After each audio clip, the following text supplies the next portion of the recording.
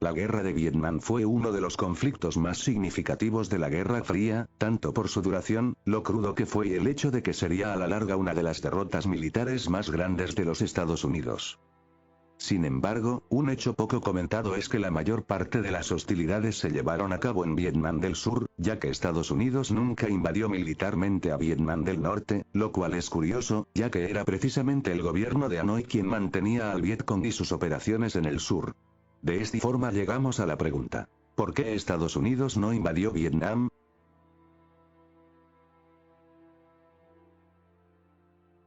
La primera razón por la que Estados Unidos no invadió directamente Vietnam del Norte fue por la posibilidad de intervención de alguna otra potencia. Por un lado, tenemos a la Unión Soviética, la cual apoyaba tanto militar como políticamente al Vietcong, por lo que se evitó a toda costa el escalar el conflicto para evitar la intervención de los soviéticos, manteniendo el conflicto únicamente en territorio de Vietnam del Sur. Por si fuera poco, también estaba la otra potencia de la región, China. Los Estados Unidos aprendieron muy bien en la Guerra de Corea que acercarse a las fronteras chinas era muy peligroso.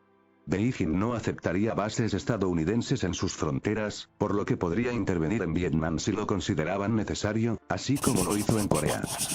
Debemos recordar que la principal razón por la que Estados Unidos no pudo reunificar a la península coreana bajo su esfera de influencia fue por la intervención china y los miles de soldados que Beijing lanzaban contra las tropas estadounidenses. Washington quería evitar esto a toda costa, primero para evitar una crisis internacional y segundo porque temían que esta vez no pudieran contener a los chinos y estos terminaran invadiendo el sur. Estas razones políticas hicieron que el invadir directamente a Vietnam del Norte fuese inviable desde el principio, aunque también hubo más factores.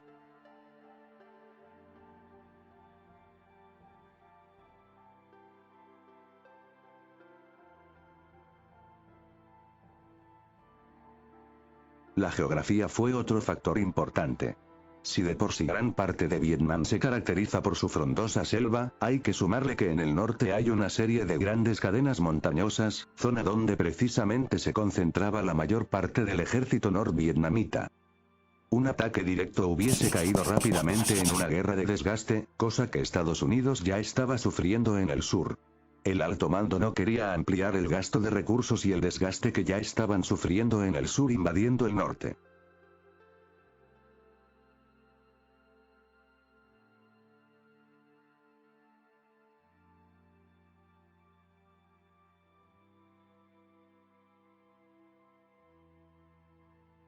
Además de los factores externos también estaban los internos, en este caso la propia doctrina del Pentágono en la Guerra Fría.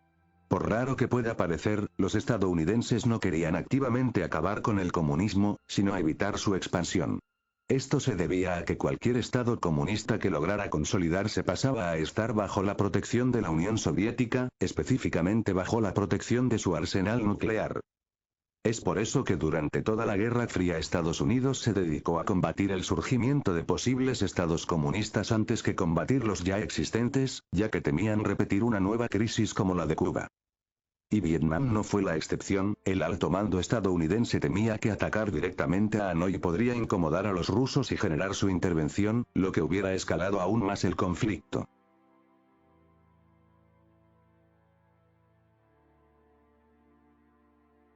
Por último tenemos la política interna, la razón final por la que Estados Unidos perdería esta guerra. Empezando por el hecho de que la guerra en Vietnam nunca fue muy popular, primero porque los horrores de la Segunda Guerra Mundial y la Guerra de Corea aún estaban muy presentes en el imaginario colectivo estadounidense, horrores que no estaban listos para volver a vivir, menos permitir que sus hijos lo vivieran. La segunda razón fue que, a diferencia de las dos guerras anteriores donde Estados Unidos era el mediador, en esta era el país agresor, y no era un secreto que la CIA había saboteado las elecciones de reunificación de Vietnam, temiendo que la alta popularidad de Ho Chi Minh lo hicieran el presidente de un Vietnam unificado, por lo que fue el tío Sam quien esta vez saboteó la democracia. Por último tenemos que el régimen de Vietnam del Sur nunca fue muy popular tanto internacionalmente como internamente. Hablamos de un estado donde los golpes de estado y toques de queda fueron frecuentes, sin garantía democrática alguna y con varias violaciones de los derechos humanos. Un ejemplo de esto, la cúpula de Vietnam del Sur quiso imponer el cristianismo como religión oficial en un país mayoritariamente budista, llegando al punto de quemar templos y encerrar a cualquiera que no profesara el cristianismo.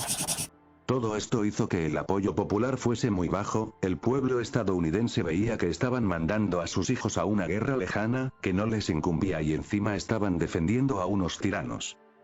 En esta situación, una invasión directa de Vietnam del Norte no hubiera hecho más que empeorar el escaso apoyo que el público general tenía hacia la guerra.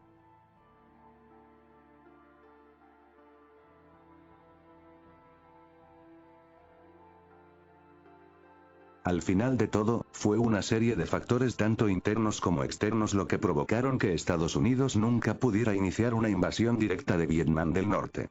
El poco apoyo interno, su propia doctrina política y militar, la geografía y las potencias rivales lo hicieron inviable.